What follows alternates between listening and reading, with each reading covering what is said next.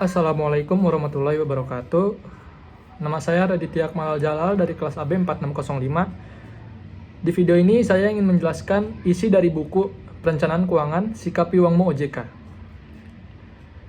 Pertama yaitu, siklus kehidupan manusia dimulai dari masa bayi, 0-3 tahun, masa kanak-kanak 4-9 tahun, masa remaja 10-14 tahun, masa dewasa 15-29 tahun, masa usia matang 30-40 tahun, usia mapan 40-60 tahun, dan masa tua di atas 60 tahun. Setiap tahapan dalam kehidupan manusia mulai dari lahir sampai meninggal selalu memerlukan biaya untuk memenuhinya dalam rangka mempertahankan hidup dan berkembang. Kebutuhan dimulai dari kebutuhan terhadap diri sendiri maupun kebutuhan karena telah berpasangan sampai mendapatkan keturunan. Kebutuhan semakin lama bukan semakin murah, semakin sedikit, semakin sederhana, tetapi semakin banyak, mahal, beragam, dan kompleks. Diperlukan skala prioritas untuk memenuhinya karena alat yang digunakan untuk memenuhi serba terbatas, sedangkan kebutuhan tidak terbatas. Untuk itu diperlukan perencanaan, pelaksanaan, dan pengontrolan agar tujuan hidup dapat tercapai. Sukses dimulai dari mimpi. Untuk hidup yang sukses, dunia dan akhirat, mendapatkan penghasilan yang besar dan berkah, kesejahteraan lahir dan batin, pendidikan setinggi mungkin, bisa membantu kepada orang lain yang membutuhkan, serta pensiun tanpa membebani orang lain. Jika kita sudah membuat rencana dengan baik, maka kita akan selalu ingat tujuan kita. Selanjutnya, apa sih yang akan terjadi jika kita tidak memiliki rencana? Orang sering tidak menyadari betapa pentingnya perencanaan tersebut dan cenderung melakukan sesuatu tanpa perencanaan. Ada kutipan yang mengatakan, "Everything won't go as smooth as planned," yaitu semua tidak akan berjalan selancar yang telah direncanakan. Bahkan sesuatu hal yang telah direncanakan belum tentu akan berjalan mulus, sesuai dengan harapan dan mungkin akan mengalami gangguan pada saat pelaksanaannya. Apabila suatu kegiatan dilaksanakan tanpa perencanaan, tentunya akan memiliki risiko yang lebih banyak dalam mendapatkan gangguan pada saat pelaksanaannya. Perencanaan berperan besar dalam menekan risiko terjadinya hal-hal yang tidak diinginkan. Dengan perencanaan, kita dapat memprediksi hal-hal tidak diinginkan yang mungkin akan terjadi di masa depan, dan melakukan tindakan antisipasi semenjak dini.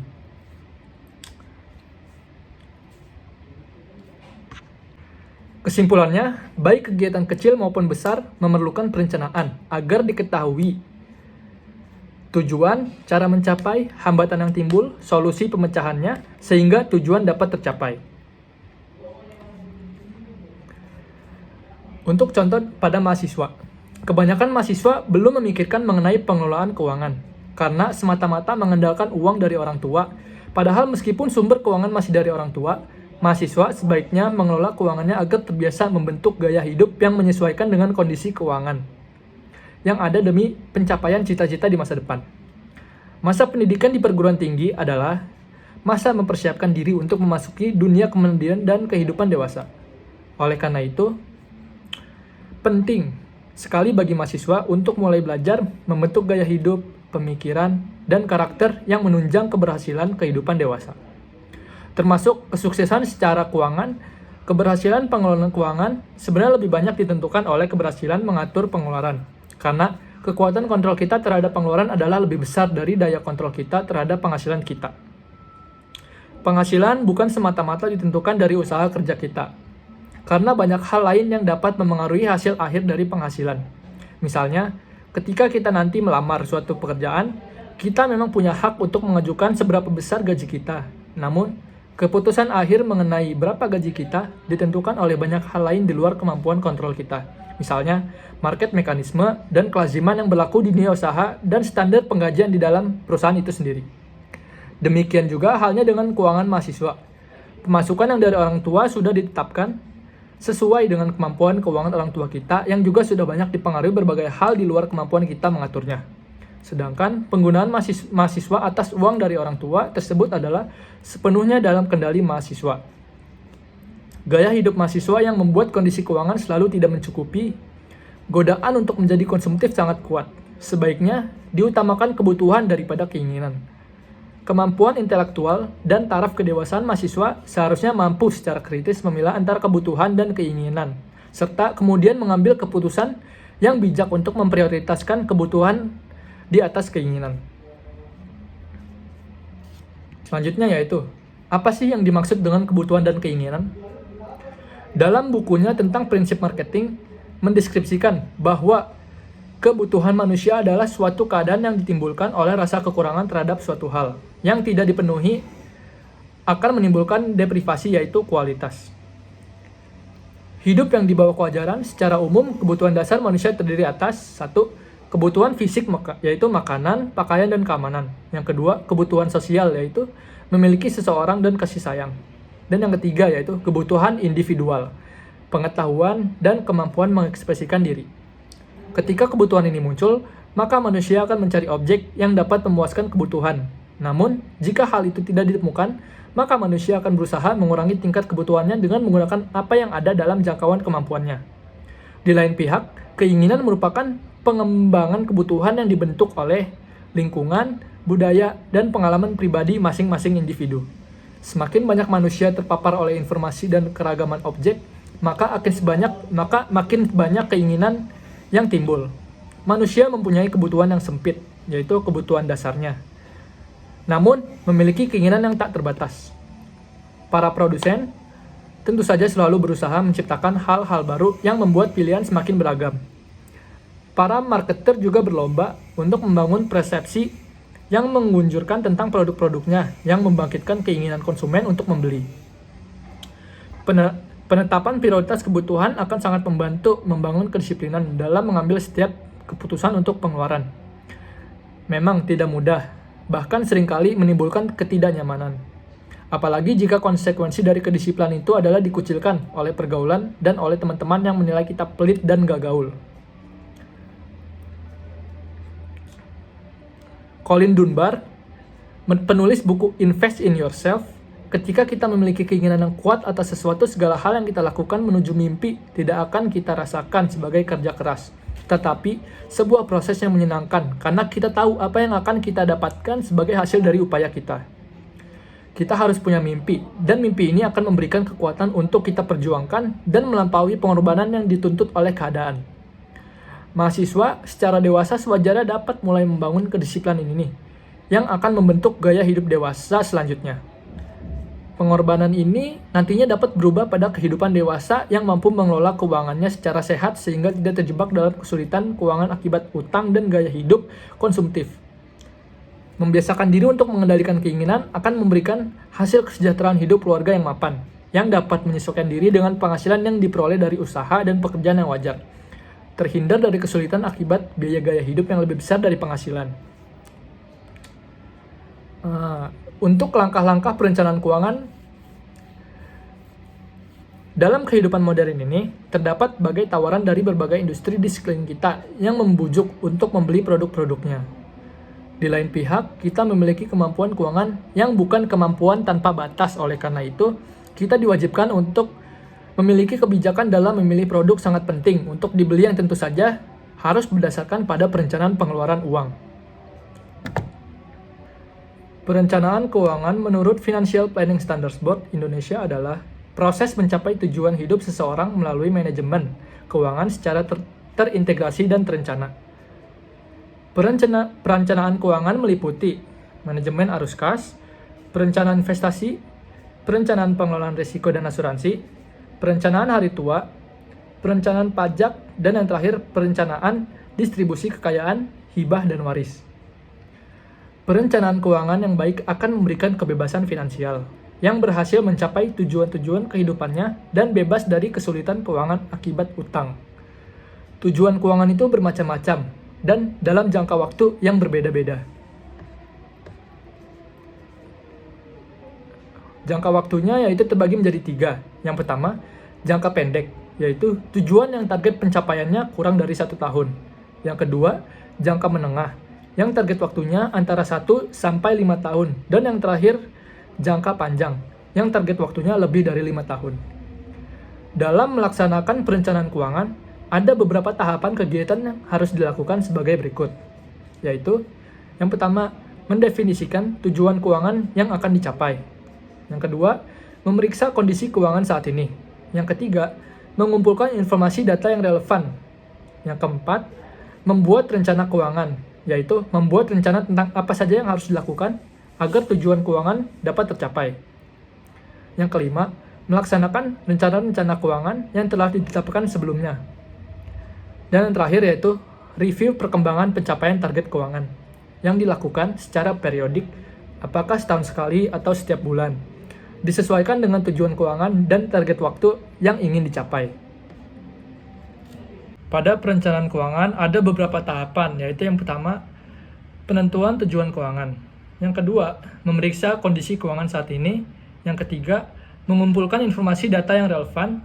Dan yang terakhir yaitu membuat rencana keuangan, pelaksanaan, dan review. Untuk pembahasan selanjutnya yaitu pemanfaatan platform digital dalam perencanaan keuangan. Misalnya, fasilitas digital untuk perencanaan keuangan.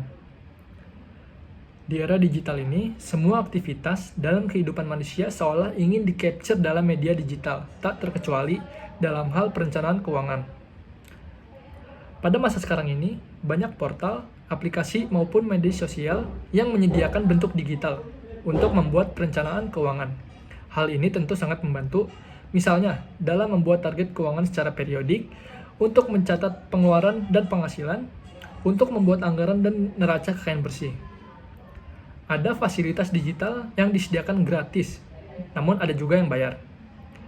Tentu, yang bayar akan lebih komprehensif, misalnya untuk menghitung future value akibat inflasi atau present value untuk sebuah rencana investasi dan sebagainya. Fasilitas ini tentu saja hanya merupakan alat bantu untuk memudahkan. Efektivitas penggunaan pada kenyataan kehidupan keuangan pengguna fasilitas tentu saja tergantung pada pemahaman pengguna, disiplin menggunakannya, dan kemampuan menganalisa data yang disediakan oleh fasilitas digital ini. Ada beberapa faktor yang perlu dipertimbangkan oleh platform digital, oleh pengguna platform digital. Misalnya yang pertama yaitu faktor keamanan. Beberapa contoh pernyataan yang dapat dipertimbangkan yaitu, apakah data yang dimasukkan oleh pengguna platform digital itu tidak akan bocor ke pihak yang tidak bertanggung jawab. Dan yang kedua, apakah data rekening keuangan atau sandi pengamanannya tidak dapat disalahgunakan oleh orang lain. Untuk faktor kedua yaitu, perlu diperhatikan juga adalah faktor kenyamanan. Dalam hal ini, dapat diuji beberapa pertimbangan. Misalnya, apakah platform digital itu dapat diunduh menjadi suatu laporan komprehensif dalam bentuk spreadsheet, dan apakah laporan spreadsheet itu dapat dibagikan ke pihak lain yang menjadi mitra pengguna fasilitas digital, misalnya pasangan atau orang terdekatnya, untuk menjadi bahan diskusi. Apakah laporan dihasilkan dapat dimodifikasi sesuai kebutuhan pengguna, dan apakah tampilan laporannya mudah untuk ditampilkan dan dimengerti. Untuk faktor ketiga yaitu faktor kehandalan. Beberapa contoh pertimbangan untuk hal ini yaitu, apakah platform itu memiliki sistem yang stabil, yang dapat menyimpan data untuk kurun waktu yang lama, dan dapat diakses dari perangkat yang berbeda. Terus, apakah penghitungan yang dilakukan dan rumus yang digunakan memang benar hasilnya dan sesuai dengan maksud pengguna. Terus, apakah data yang disimpan akan mudah untuk diselamatkan jika mendapat serangan malware atau sejenisnya. Dan yang terakhir yaitu, apakah informasi yang disampaikan dalam platform itu sentiasa update. Selanjutnya, fasilitas digital untuk transaksi keuangan. Selain platform digital untuk perencanaan keuangan, pada masa sekarang ini banyak aplikasi yang sudah dapat digunakan untuk transaksi produk jasa keuangan. Misalnya, produk online banking, beli dan jual reksadana, beli dan jual saham. Dalam menggunakan platform digital untuk transaksi jasa keuangan, pengguna harus lebih hati-hati dalam mempertimbangkan faktor-faktor yang telah tersebutkan di atas, terutama dalam hal keamanan transaksinya. Ada beberapa tips dalam memilih platform digital untuk melakukan transaksi keuangan. Yang pertama yaitu, kenali dengan baik perusahaan penyedia jasa keuangan yang memiliki identitas, reputasi, dan eksistensi yang benar. Pilihlah penyedia jasa keuangan yang kredibel, yang jelas legalitasnya, dan mudah ditemui keberadaannya. Yang kedua, pilihlah institusi jasa keuangan yang menyediakan fasilitas customer service yang mudah dihubungi dan dapat memberikan solusi. Untuk yang ketiga yaitu, pelajari baik-baik apa saja biaya dan denda yang dikenakan oleh penyedia jasa keuangan. Pahami situasi-situasi apa yang memungkinkan pengguna terkena biaya lebih akibat dari kejadian tak terduga. Misalnya, ketika memberi deposito online, apakah ada biaya yang dikenakan oleh penyedia jasa keuangan jika nasabah ingin mencairkan